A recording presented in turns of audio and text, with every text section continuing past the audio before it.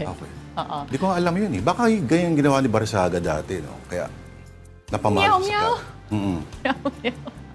Teka lang, umpisa pa lang ng show kung saan-saan tayo napupunta. Okay, as mentioned, nangyayari.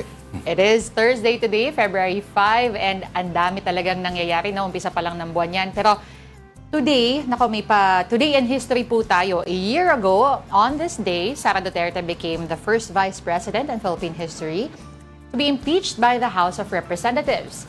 After a year kahapon, 2 impeachment complaints naman against President Bongbong Marcos were declared insufficient in substance.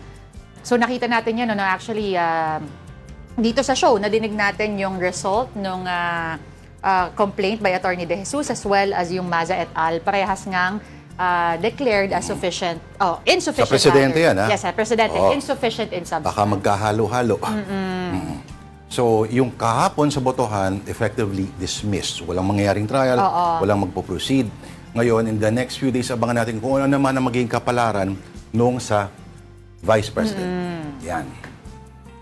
Okay, pero madami pa tayong pag-uusapan. No? Aside from that, of course, punta naman tayo dito sa ibang photographs na pwede natin ipakita sa inyo. Punta tayo sa mundo ng sports.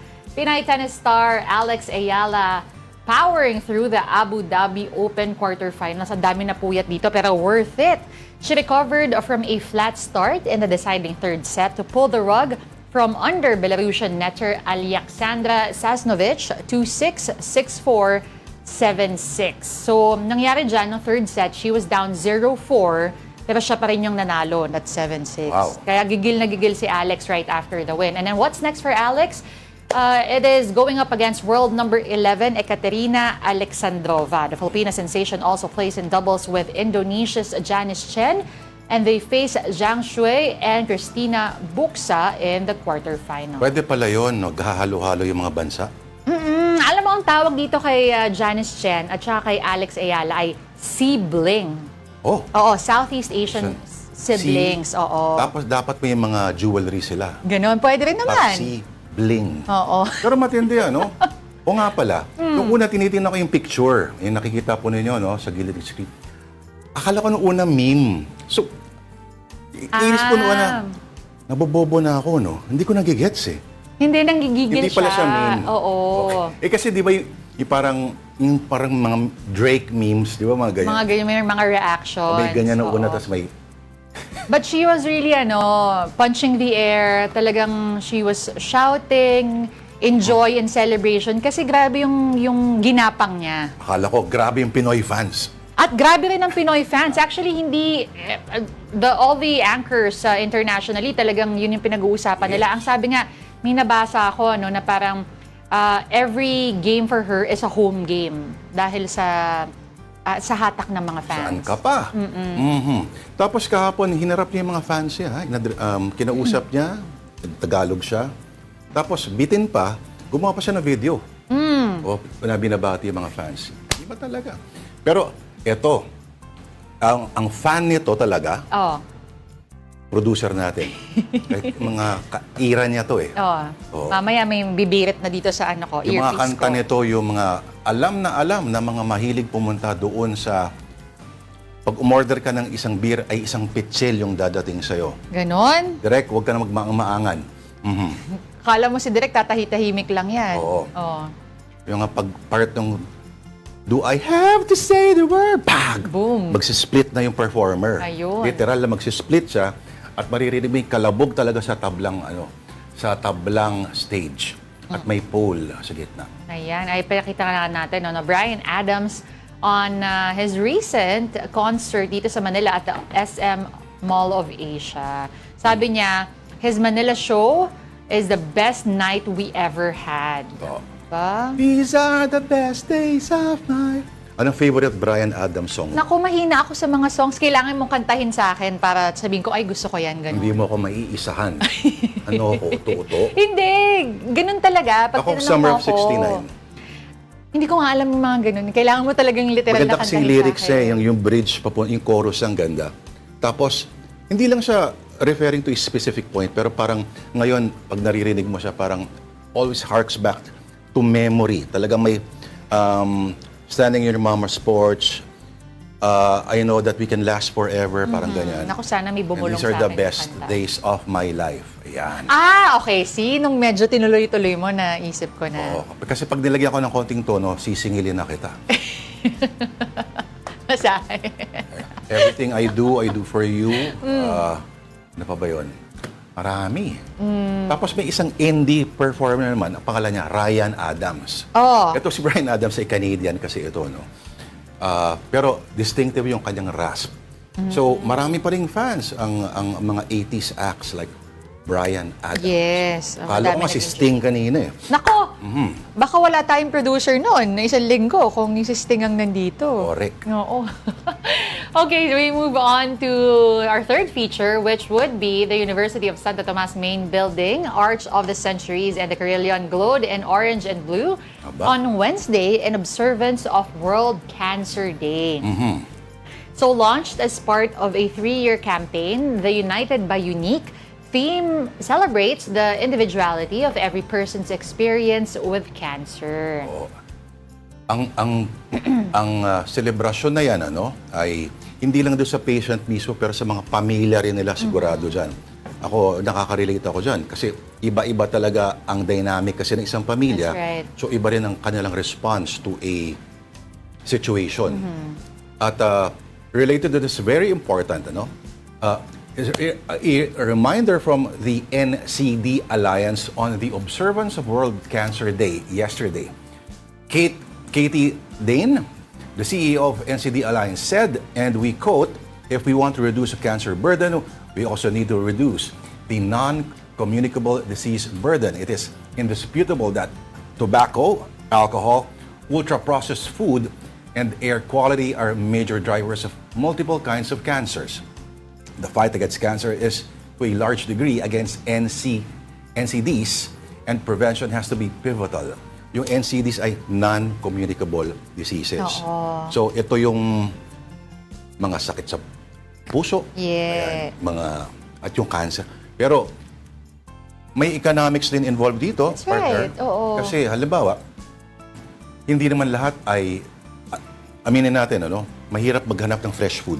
Oh, tsaka Pilipinas. minsan mas mahal. I was gonna say nga, Mahal, di ba, sasabihin na yung ultra-processed, paano yung mga, ang kaya lang,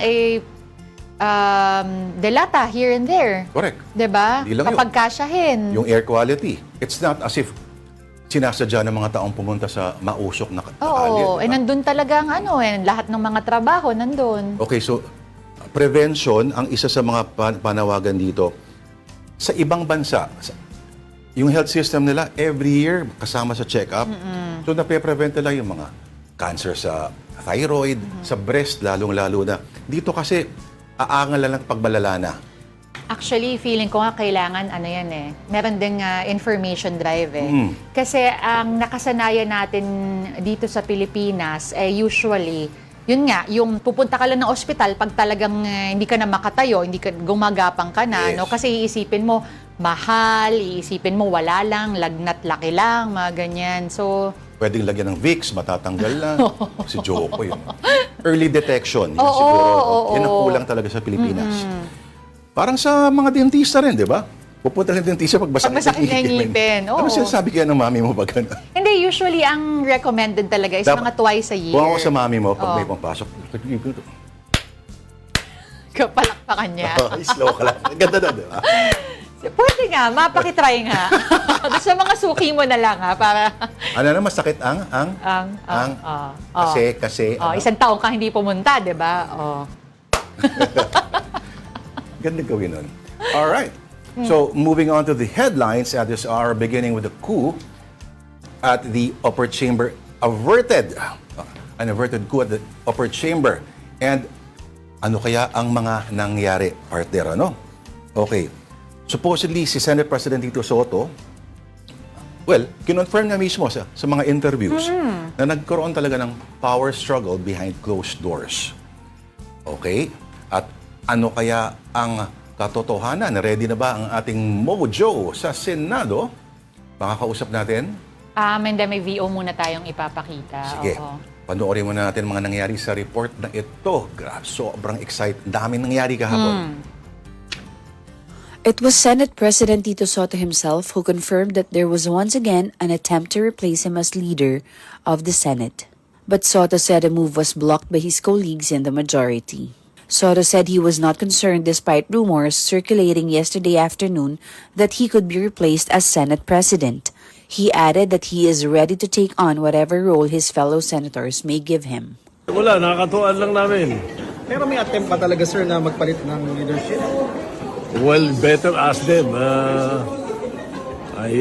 Better ask them. Wala akong alam.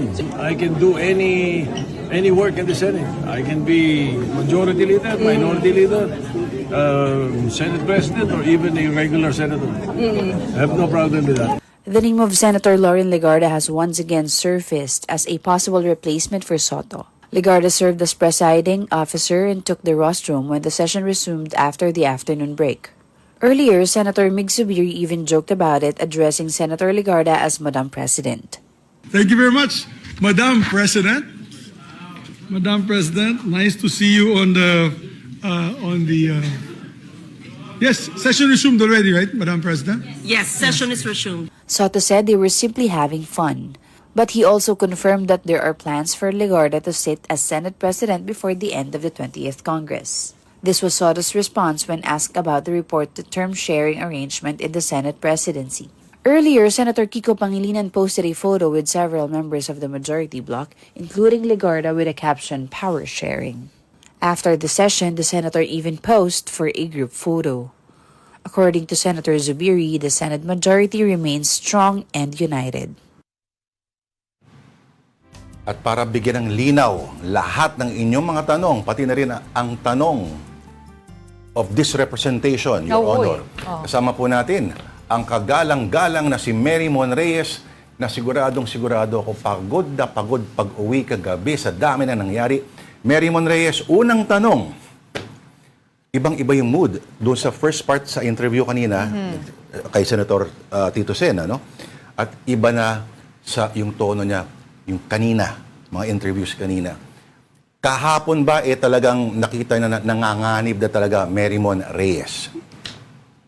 Well, Lord, Denise, ang nasabi kasi kahapon ni SP Soto was tanongin daw yung majority bloc tungkol dito. Pagdating kasi sa liderato, the majority bloc yung nagde-decide at whether or not kung ano yung magiging posisyon niya, minority leader, majority leader, ordinary senator, tuloy-tuloy pa rin naman daw ang kanyang trabaho. Pero kasi kahapon sa plenary session, pagkatapos ng photo opportunity ng mga senador kasama yung Philippine Sports Commission, yung ilang mga atleta natin, matagal-tagal yung naging pagsuspend ng session. Nakita natin sa floor ang naiwan doon sina Senator Camille Villar, Senator Alan Peter Cayetano, Senator Robin Padilla, Amy Marcos, and then later on, nung bumalik na, wala nang laman sa floor, ang bumalik ang majority, doon tumayo si Senator Loren Legarda sa rostrum, ang tumatayo doon yung presiding officer, usually the Senate President, at siya yung nag-resume at nag-adjourn nung plenary session. Doon, jokingly, nagsalita si Majority Floor Leader Senator Mig Zubiri na tinawag niyang Madam President itong si Senator Loren Legarda.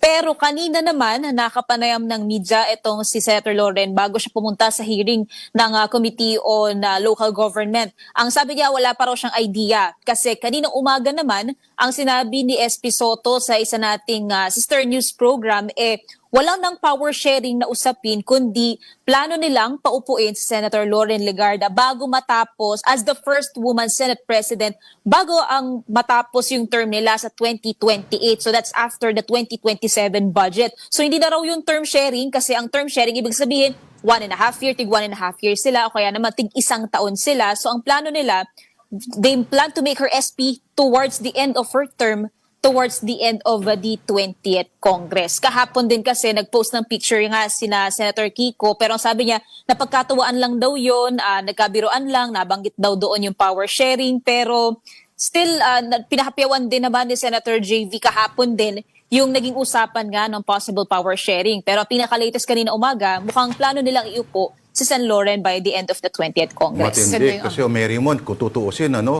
siya yung kauna-unahang magiging babaeng Senate President. Pero, okay, nawala daw ang mga miyembro ng minorya kahapon. Ano ba nangyari? At si Senator Loren Legarda, kung tutuusin mo, ay hindi naman part ng minority. Siya ay bahagi ng majority. bakit of all people, si Loren Legarda ang gusto nilang iupo?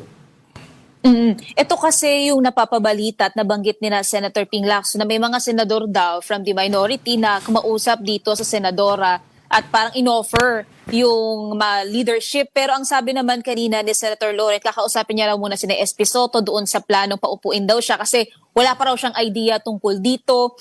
Yung tungkol naman daw sa mga senador na nakakausap niya kahapon, ang sabi ni Sen Loren dito, people come and see them every time. Pinag-uusapan naman daw nila iba't ibang mga bagay, mga advocacy, yung mga panukalang batas daw nila dito sa Senado. So medyo breadcrumbs pa lang din yung binibitaw ng senadora patungkol dito.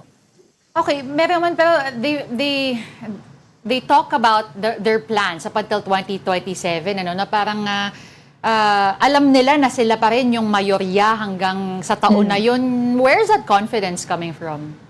Ang sabi kasi ni Dennis ni SP Soto, he continues to serve. It's still his service as a pleasure ng kanyang mga katrabaho, ng colleagues niya. So far, ang alam niya naman kasi last time na nakausap din ng media tungkol dito, wala pa naman daw kumakausap sa kanya tungkol sa kudeta. Ang alam niya, stable pa naman ang majority. Since majority rin naman ang nagde-decide kung magkakaroon ng change of leadership. So far, wala namang nangyaring pag-kudeta. Nag-post pa ang majority na sinasabing yung photo nila, they are staying strong, they are staying solid, pushing back against rumors at focusing daw sila sa mga priority na mga kailangan trabahuin dito sa Senado. So far, ganun yung katayuan ng majority sa mga nakausap nating senador. Pero kanina naman, natanong din ng media si Senator Loren kung still stable ba ang majority. Walang naging sagot ang senadora kundi ngumiti lang siya. So still, yan yung isa sa mga abangan natin, especially pag dumating na ang plenary session sa susunod na linggo. Kasi kailangan pa rin lagi bago magkaroon ng change ng kudet, ng liderato, pagbobotohan pa rin yan. So 13 votes ang kakailanganin, majority, para magka-change of leadership. Mary Moon, okay, nagpa-interview kanina sa isang stasyon si Senador Ping Lacson at nagkwento siya, nung weekend daw, kinausap niya raw talaga, nung Sunday ata. Tapos yun na nga, doon niya nalaman. Tapos, yung playtime nila, yung pag-upo ni Senator Loren, idea doon ni Ping Lacson yun. Would you believe? Idea doon ni expect mo baka kay Tito Sen. Kasi yung komedyante naman dati, di ba? Sobrang boring baka hapon sa Senado at bakit gano'n ang mood nila, parang pinagtripan nila yung mga tao. Pero hindi yan ang tanong ko. Two-part question. Una, anong kinalaman nung draft report na kumalat ng Senate Blue Ribbon Committee na sinabi ni Ping Lacson, alam niya kung sino raw nagpakalat, wink, wink, mukhang nasa staff daw ng isang senador na ang initials ay LL. Hindi Loren Legarda. Alam mo na kung sino yon, no? Pinakalat. Tapos tataka siya, paano napunta sa kanya yun? Hindi naman siya binigyan ng kopya, yung that said senator. Pangalawa, ano ang narinig mo na posibleng nangyari, bakit hindi natuloy? Pangatlong sub-question, totoo ba na nasa parking area lang daw ng Senado si Senador Bato de la Rosa? Oo.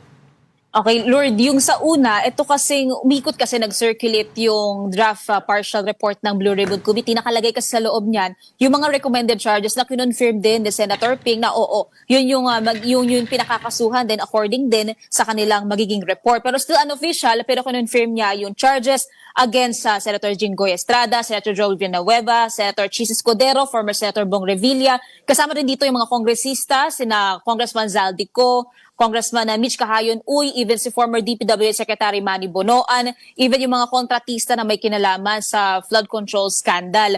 Doon din napapabalita at tinatanong din na pwede bang magresulta yung itong Blue Ribbon report na umikot sa hindi nakagustuhan ng ilang mga senador sa liderato. So pwede mamauwi ito sa isang kudeta, palitan itong si SP Soto. Sabi dito ni Senator Ping, kung mangyari daw yun, that's part of the game. He'll be taking responsibility somehow kung mangyari raw yun. Pero kung dahil nga doon lang sa mere committee report, nag-ayawan daw itong mga senador na nag-take part din naman daw, nag-participate din naman. Ang sabi na lang dito ni Senator Ping, he'll be taking responsibility somehow. Pero hindi naman daw nila pinag-usapan ni SP Soto yung possible kudeta. Ang pinag-usapan lang daw nila yung issues na nilalaman nung Blue Ribbon Committee report na umikot. And so far, yan din yung isa sa inaabangan natin na tutuklasin nga ni Senator Ping at pupuntahan niya yung opisina nitong isang senador na binabadyang baka doon nagsimula yung pag-circulate o yung pag-leak nung supposed na draft na committee report. Kasi itong committee report na to, the same night na umikot din ito sa media, nagkaroon din ng withdrawal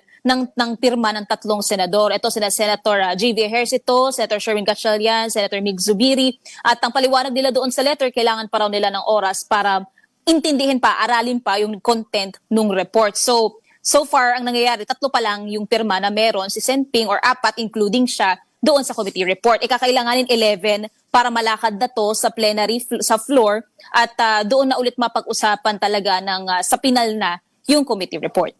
Yung tungkol naman kay Senator Bato, nakakuha din kasi tayo ng ilang mga filler na kahapon din nandito ang senador. Pero sa paglilibot kasi natin, hindi natin namataan itong si Senator Bato na absent physically sa Senado since November.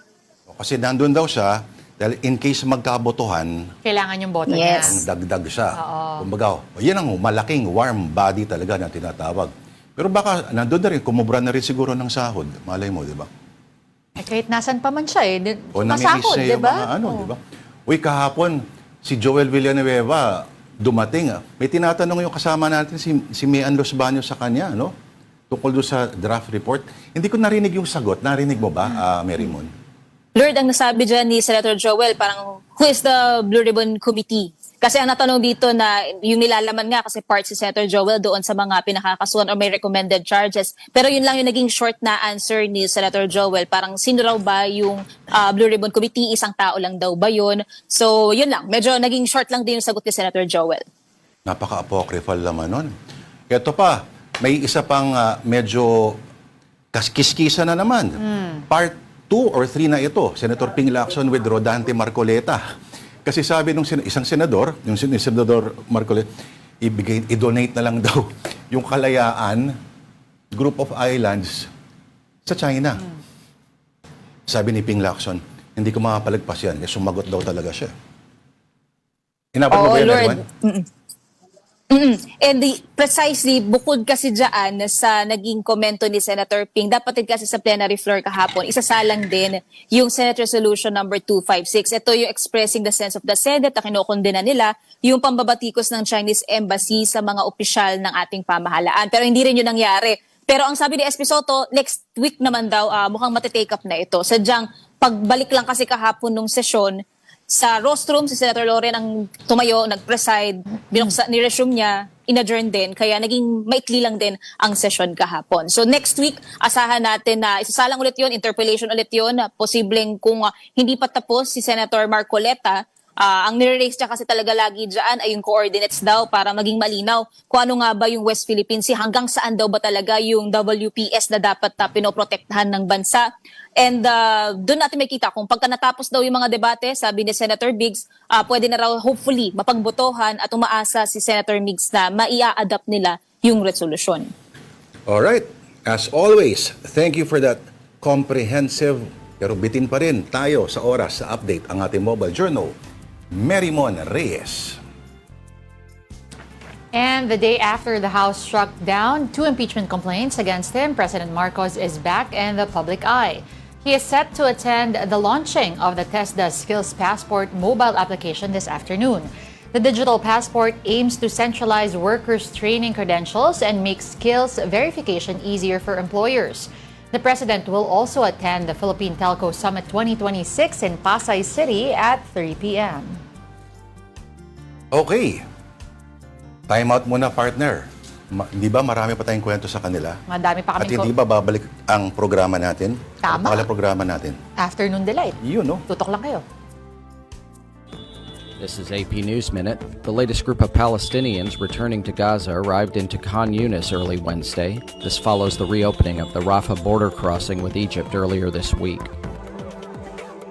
The U.S. Navy has released footage from on board the USS Abraham Lincoln as tensions between Washington and Tehran remain high.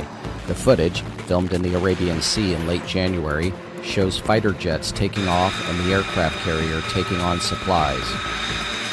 At least 2 people were killed in a southeastern Ukraine city as a result of a Russian strike on Tuesday evening. Local authorities said an 18-year-old girl and a boy were killed when Russian drones hit a residential area of the city. And a pricey camera became an expensive chew toy for a cheeky sled dog in Greenland, prompting a nighttime search by journalists from the Associated Press. The 360-degree camera went missing during a shoot in the Arctic Circle, and the AP crew eventually found it among sled dogs they'd been filming.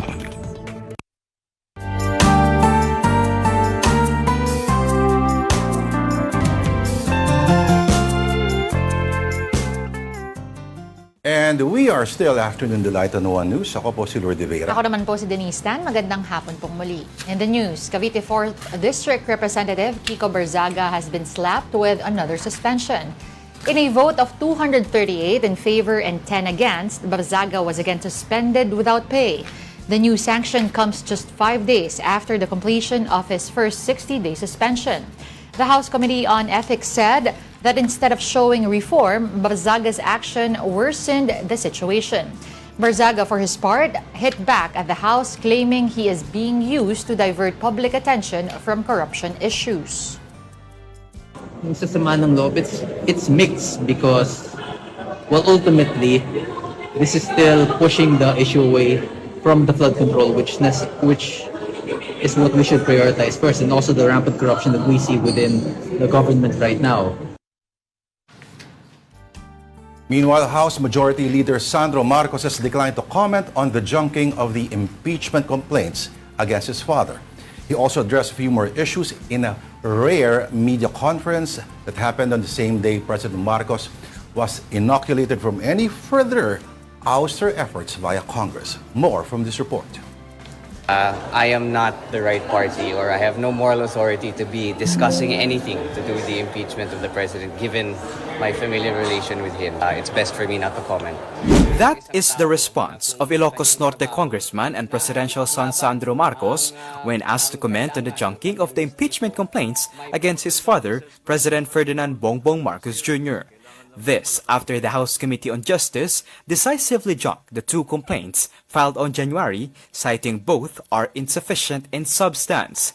Marcos kept a mum, saying he leaves it up to the wisdom of the committee and the other members of the House. With 42 in favor votes and 1 against for the junking of the complaint filed by attorney Andre De Jesus, and 39 in favor and 7 against to junk the second complaint filed by private individuals and progressive groups, triggering the 1-year bar rule for impeachment against Marcos Jr. The presidential son has also responded to the issue regarding allocables, or the funds that the Department of Public Works and Highways provides to congressional districts, where the Philippine Center for Investigative Journalism, or PCIJ, has called him top pork barrel beneficiary. He also argued that the Baseline Balance Manage, or BBM parametric formula is the Executive Department's initiative, not by any members of the legislative branch. Bilang isang mambabatas, bilang isang tao na kung ang kanyang trabaho na ipaglaban ang kailangan ng kanyang distrito, my mayors, my constituents, my barangay captains come to me with priority projects all the time. But Marcos passed the ball to the DPWH when asked if it is just a coincidence that former Speaker Romualdez, his uncle, and the president's cousin is among the top allocable recipients. Again, you will have to ask the DPWH that. Marcos was also asked to comment if his bill, pushing for no work, no pay scheme to lawmakers, was meant for anyone, including Senator Bato de la Rosa, who has been missing in action in the Senate. And after Davao 1st District Representative Paulo Duterte was seen present on Wednesday's House plenary session. Ikaw naman nag-iintriga ka lang. No. I'm not singling anyone out. It hasn't been passed. Gumagana na. No. No comment na lang. Kapatid Arles de los Santos, we are One News. Here now is a quick rundown of more stories on One News. Philippine inflation rose to 2% in January 2026 from 1.8% in December 2025. Last month's inflation rate was lower than the 2.9% recorded in the same period the year prior. According to the Philippine Statistics Authority, the increase in overall inflation was mainly driven by faster price growth in housing, water, electricity, gas, and other fuels. A total of 190 Filipinos who fell prey to human trafficking in Cambodia have safely returned to the Philippines. They arrived aboard a chartered flight that landed at the NAIA Terminal 1 in Pasay City on Thursday morning. The Department of Migrant Workers said the number of repatriates from Cambodia has now reached 877 since 2022. Spokesperson for Vice President Sara Duterte's defense team, Attorney Michael Poa, has denied reports that Mary Grace Piatos will be presented. That's if Duterte's impeachment complaint reaches the Senate. Poa said he has not made any such statement nor confirmed or announced any course of action. Mary Grace Piatos was previously listed as one of the alleged recipients of confidential funds from the Office of the Vice President. And Tropical Storm Bashang further accelerates as it moves closer to eastern Mindanao.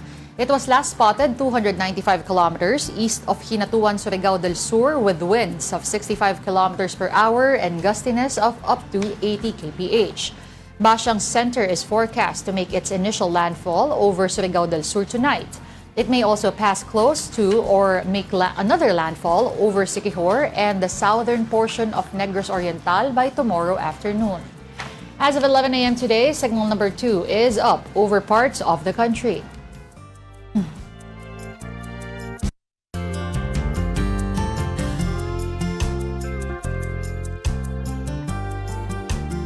Signal number 1 is also raised over areas in Luzon, Visayas, and Mindanao.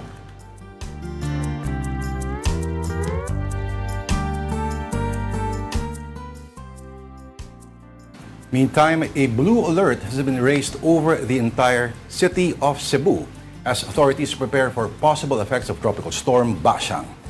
And for the details, we have our man in Cebu, Dale Israel. Dale, kamusta ang panahon dyan? And tell us about the preparations of the local government. Hi, hapon, Lord and Denise. As of today, there has been no rainfall across the entire Metro Cebu since yesterday. However, the sky remains cloudy and there are occasional gusts of strong winds here in Cebu City. It's a precaution against possible effects of Tropical Storm Bashang. Acting Cebu Governor Glenn Socro has implemented a suspension of classes at all levels in all public schools. The same measure has also been implemented in the neighboring province of Bohol after Governor Aris Sumentado declared the suspension of classes at all levels there. According to reports, there are large waves in various parts of Central Visayas, resulting to the cancellation also of trips to several destinations. These include trips to Camotes, Leyte, Bohol, Bantayan Island, and Negros Oriental. According to the Philippine Coast Guard, the number of stranded passengers has reached 632 across 16 ports throughout the province of Cebu. There are also more than 120 sea vessels taking shelter in the ports, while the number of stranded cargo ships in the region has reached 409. In connection with this, Cebu Governor Pamela Baricuata also cut short her trip to Fujian, China due to the storm and is now on her way back to Cebu. The governor was supposed to attend meetings regarding waste to energy and traditional medicine, but she left her staff in China to attend the meetings instead. Back here in Cebu City, the Disaster Management Office has already repositioned teams, one in the north and one in the south, to respond to possible flooding. As we remember, the previous typhoons, a lot of houses were flooded and several people have died. There are also free buses or bus rides starting 4 p.m. today to ferry stranded passengers. There are about 7 to 8 buses flying the north and south districts. The Metro Cebu Water Districts is also on alert with repair teams as well as the Visayan Electric Company. Authorities continue to remind the public to remain vigilant and to avoid sea travel for the time being due to the bad weather brought by Bashang. Back to you, Lord Andy. Oh, I'm sure, no, marami ng lessons na maaring natutuhan ang mga re-responde. Oo. No? Kasi itong bagyo na ito daw ay not so much wind, no? Pero marami raw dalang ulan. So dapat yung pag-ingatan talaga. Alright. May tanong ka pa kay Dale? Parang nabanggit na ni Dale eh. Sige. Okay. Dale, ingat kayo dyan at maraming salamat. Ingat mga taga-Sugbo. Thanks, Dale. Dale Israel. At this point, we also give you a quick look at stories from our media partners.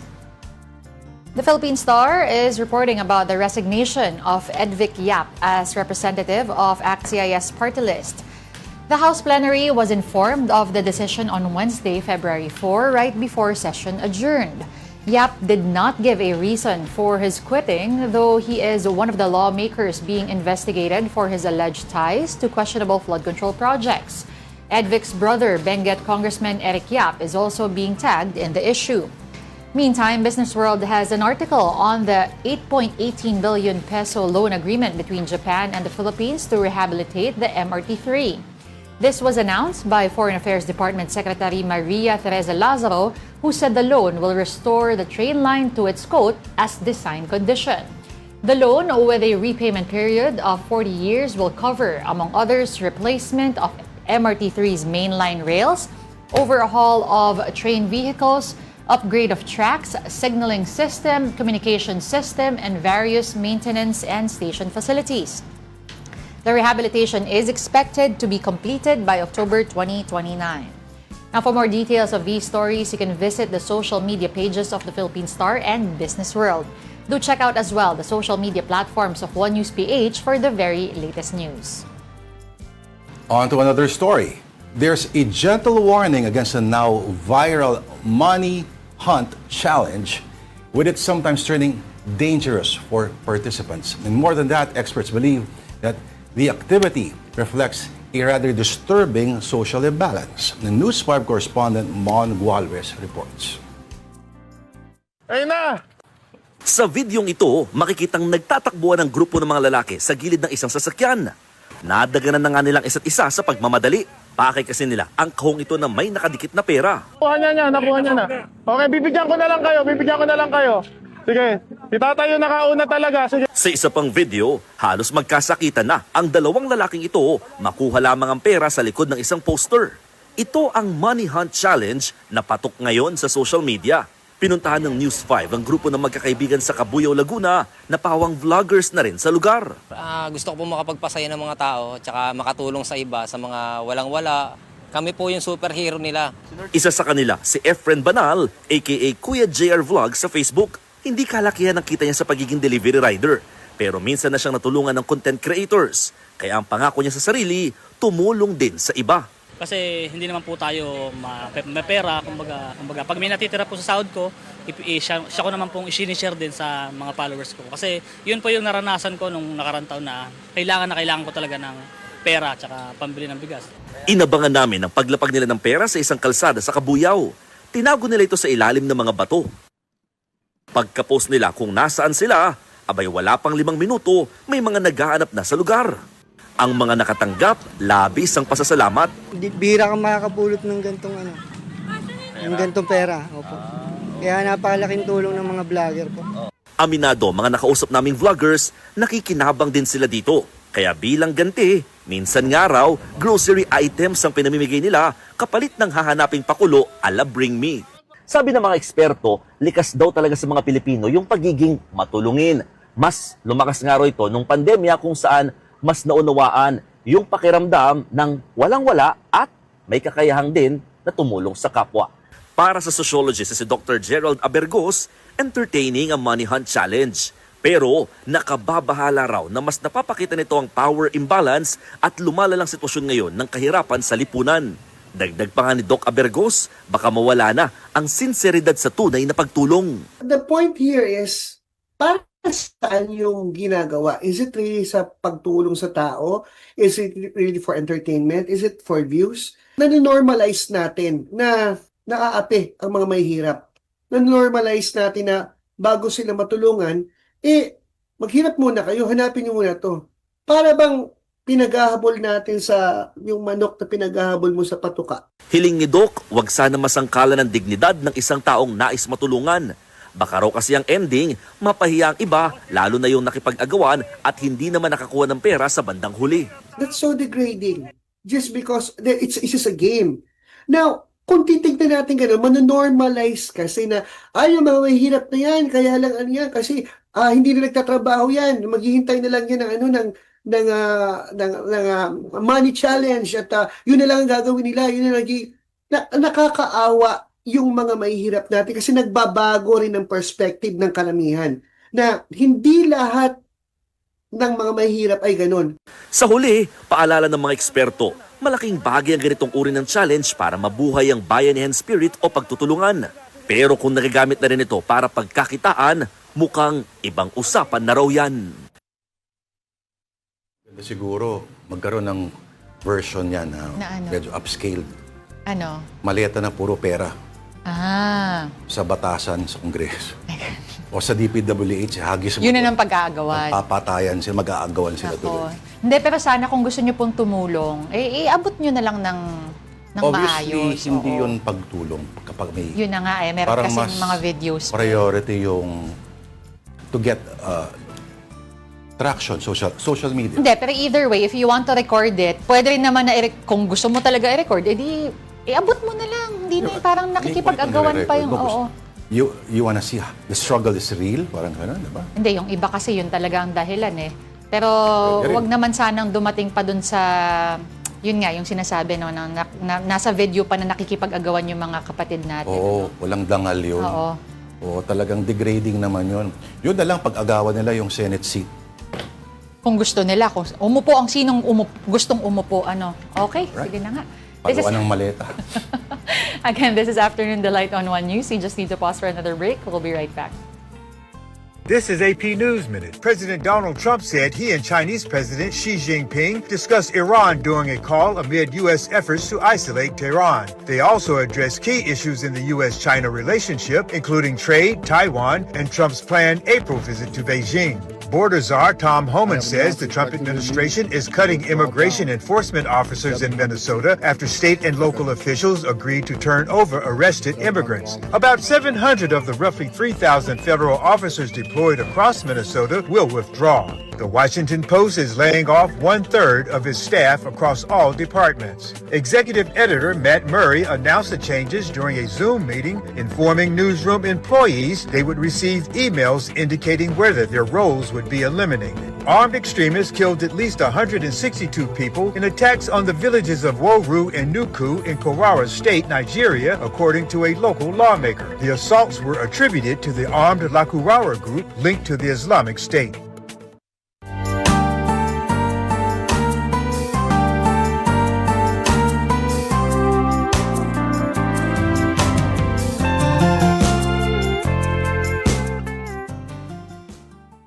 Afternoon Delight is the name of the show. Thank you for staying with us. And our Delight of the Week, ang paborit, kahapon pa gigil na gigil si Denise nandito.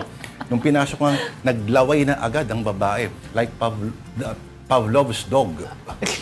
Sorry. Okay. Sige, sticking to the theme of the week, adobo po. Adobong chicken feet. Ako. First time ko makakatikim nito. Ako rin, oo. Kasi yung nasanay ako sa asado. Pero bago tayo magpatuloy, thank you, Marion Laja and Lulut.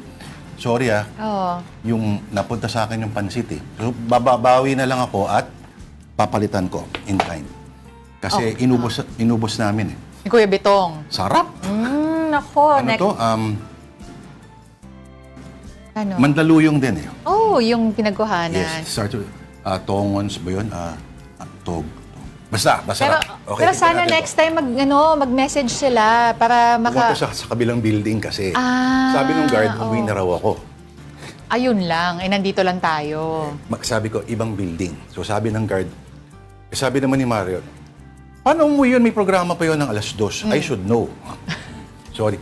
Babawi tayo kay Mario. Yes. Lalabas natin. Makikitain natin sila bago sila umalis at bumalik sa Burbank, California. Yay! Sige, balitaan nyo kami. Sige nga. Titikman ko to. Doon sa asado chicken feet, ano ba yung mga nakikita mo? What do you mean? Gusto ko lang black beans, walang black beans. Ayoko yung Wala black ba? Parang meron yun sa mga natatry ko. Ang chicken feet, Gusto ko to kasi collagen. Ay, classic sorry. example ng nose to tail Ayan. eating Sorry, or Direk. cuisine. Walang nasasayang, walang tinatapon. Oo. Tikim na ako. Order. Masarap. Subtle flavors. Medyo spicy. Very good. Naku. Parang birang kalangan ito. Good luck sa singaw mo. Oo nga eh. Oh. Alam mo ba, Naramdaman ko na yung fairly recent ko lang natutuhang paano kumain ito. Talaga? Siguro mga last 20 years. Mga ganyan. Grabe naman yung fairly recent. Kasi yung bata ako, di ako marunong... Ay, ako rin naman, nung At bata. hindi ko nakikita yung charm. Ba't nila gustong to? Parang, yun pala. Ako nung sinabi sa akin na collagen, sabi ko, go. Ako sinabi sa akin, isipin mo kumakain ka ng sampalok, tapos ang usapan. Ganun lang pala Sampalok. Paano ka ba kumakain ng sampalok? Di ba ganun? Parang, i-spit out mo yung seed. So, ganun din. Spit out seed. Okay. Okay. Cambio tayo, baka kung saan pa mapunta yung seed niya. Okay, on social media, itong ating mga storya, no? On the Philippine Star via Life, some suggestions on where to celebrate the Chinese New Year. Saan pa? Okay, sabi yan, saan nga ba ang mga lugar na okay mag-celebrate? Of course, number one sa Binondo, di ba? Tama nga ba? Pero meron din sa well, Binondo, yes, it's always, with Binondo being the oldest Chinatown, di ba? Lahat ng Chinese food, lahat ng traditions, mga pampaswerte, dun mo talaga makikita lahat. Okay. Sa QC meron din, Banawe. Banawe, tama. Teka, kailan nga ba ang Chinese New Year? Nawala na sa isip ko kung Feb 17. Ano ulit apelido mo? Tan. And nagbabago-bago naman kasi. Oo, may excuse naman ako. Hindi naman siya katulad nung January 1 na yun at yun. If you're feeling a bit historical, yung Bahay Chinoy sa Intramuros, no? Explore ninyo yung ating Filipino-Chinese ancestry. Ngayon. The Chinoy is a unique species. Ba? Oo, seryoso. Okay. Kasi hindi siya taga-mainland. Pero yung kultura niya ay iba na. May halo na eh. Kasi nga pati ang salita, iba na rin. Lahat tayo. Pagkain, iba. Oo. May porsyento. At makita nila yung kasaysayan, pati na rin, Diyos ko, sibog. Okay, sige. Planuhin na po kung saan mag-celebrate ng Chinese New Year at malapit-lapit na. Pero ito. Para kumita yung mga nagpupungsoy. At saka, baka gusto nyo ng mga pampaswerte. Wala Correct. namang mawawala sa inyo, di ba? Ito na lang Pera nyo lang. Pera nyo lang. Pero baka mas malaki ang kapalit, so why not? Ito po, on Business World Online, it's Pasinaya 2026. At dahil Arts Month, the Cultural Center of the Philippines, o CCP, offers Pasinaya 2026 Hop-On, Hop-Off Tour Paseo Museo. Slated for February 7 and 8, visitors who register for CCP Pasinaya can take the free shuttle provided by the Museum Foundation of the Philippines at the terminal along Vicente Soto Street and explore 19 museums and galleries across the two cities. Grabing 19, It follows a pay-what-you-can scheme. The participating venues are Adamson University, the Asian Institute of Maritime History, Bahay Chinoy, Baluarte de San Diego, Calle Wright, Casa Manila, Centro de Turismo, Museo de Intramuros, GSIS Museo ng Sining, the Manila Clock Tower Museum, Museo Pambata, Museo of Contemporary Art and Design, the National Museum's Anthropology, Fine Arts, and Natural History Complexes, the NCCA Gallery, PWU, SFAD's Jose Conrado Benitez Gallery, that's right, and UP Manila's Museum of a History of Ideas. Okay. Ang dami niyan. Wag niyong tangkain na lahat yan ay pupuntahan ninyo. Kasi masisira ulo niyo at wala kayong ma-absorb. Piliin niyo lang yung feeling ninyo ay interest ninyo. Anong recommendation sa ganyan, Lord? Kunyari, you plan multiple museums in a day. Kasi, tatlo, ganyan? Halimbawa, yung National Museum lang, tatlo yan sa isang complex. May fine arts, may history, at may yung sa antro, no? Kailangan mo isang buong araw para doon. In fact, yung sa fine arts pa lang, isang buong araw, pwede kang tumambay doon at feeling mo hindi mo pa rin siya ma-absorb lahat eh. So, pumili kayo ng interest niyo talaga kung gusto niyo. Yung Museum of Ideas, interesting yan, ano? Hindi pa ako nakakapunta Ako dyan. rin, oo. Sige. Yung MCAD, iba rin yung contemporary art yan. Isa may binild naman yan. Interesting itong ano nila. So, huwag nyo nasayangin yung pagkakataon. Imbis na mag-mall, punta na sa museum. May ano pa, may temptation pa of gastos-gastos pag nasa mall ka. Yes. Ito, walang mawawala sa'yo, meron ka lang matututunan. Diba? Si Denise nang nag-offer talaga yun. Talagang gusto mo talaga. Ako yung sakay na. Okay, sige, punta muna tayo sa susunod na storya. Authorities are warning the public to stay alert this Valentine's season amid the rise in online romance scams. News 5 correspondent Ian Suyu reports. May backstory, may drama, at mabubulaklak magsalita. Kung ganyang klase ang manliligaw, kahit pa call or text yan, marami talagang mabobola. Pero ingat, dahil naobserbahan ng Scamwatch Philippines at Cybercrime Investigation and Coordinating Center na dumarami na ang ganyan na scammer pala. Ang gamit nila, Artificial Intelligence o AI, pero hindi mo agad mabibisto. Before they sound like robots, okay, hanggang ngayon meron pa rin konti pero mas nag-improve na sila kasi gumagamit na sila ng AI. 'Di ba? Nung lumabas yung generative AI, naging active yung generative AI 2 to 3 years ago, 1 to 2 years ago, nag-improve na sila. Kuhang-kuha raw tayong mga Pilipino ng AI scammers dahil madalas TMI tayo o too much information. Because Filipinos are oversharing when it comes to their experiences, when it comes to their feelings. Malungkot ka lang, ina-announce mo na sa buong mundo malungkot ka. The scammers know the calendar of the human heart. Sa ngayon, may 6 daw na pinakaginagamit sa love scam. At syempre, bawal ang ma-fall. Number 1, yung mga sad boy o sad girl. Sa sobrang paawa, nag-online limos na nga. Pero dahil mahal mo na, sibigay ka naman. Number 2, the seducer. Dadaanin ka sa sexy photos, magpapalitan kayo, tapos ang ending, blackmailing. Aray mo! Love scam number 3, the investor. Ito yung kunwari afam silang mayaman.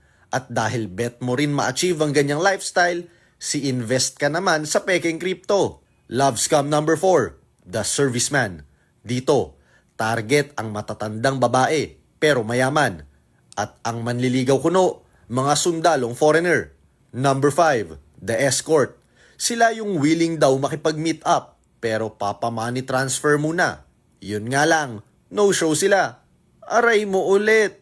Pang-6 at panghuling love scam ay yung slow burn. Ito yung masakit kasi mag-i-invest ka ng oras sa talking stage. Tapos kukunin nila ang matamis mong oo. Sa kasunod na hihingi ng ipon mo. Pero aray mo na naman dahil sindikato pala sila na sa ibang bansa at hinuhut-hutan ka lang talaga. Noong nakaraang taon lang, umabot sa 123 love scam cases ang naiulat sa CICC. At karamihan sa mga nabibiktima dyan ay yung gumagamit ng mga dating applications o websites sa paghahanap ng kanilang ka-forever na foreign national o yung tinatawag na mga AFAM. Pero ang ending, broken na ang puso, broken pa ang bank account. Kung sa tingin ninyo kahina-hinala ang kausap ninyo, i-report kagad ang mobile number, URL o social media account para ma-block ng mga otoridad. Pwede ring tumawag sa National Anti-Scam Hotline na 1326. Ngayong buwan ng pag-ibig, huwag marupok, lalo na kung sa chat mo lang yan nakilala. Ang totoo niyan, pag ikaw ay hiningan, tunay na pag-ibig yan. Agad-agad. Sige na. At ito na ulit ang segment na walang hihingin sa inyo, kundi dugo at pawis. Pero, I saw the signs pa rin.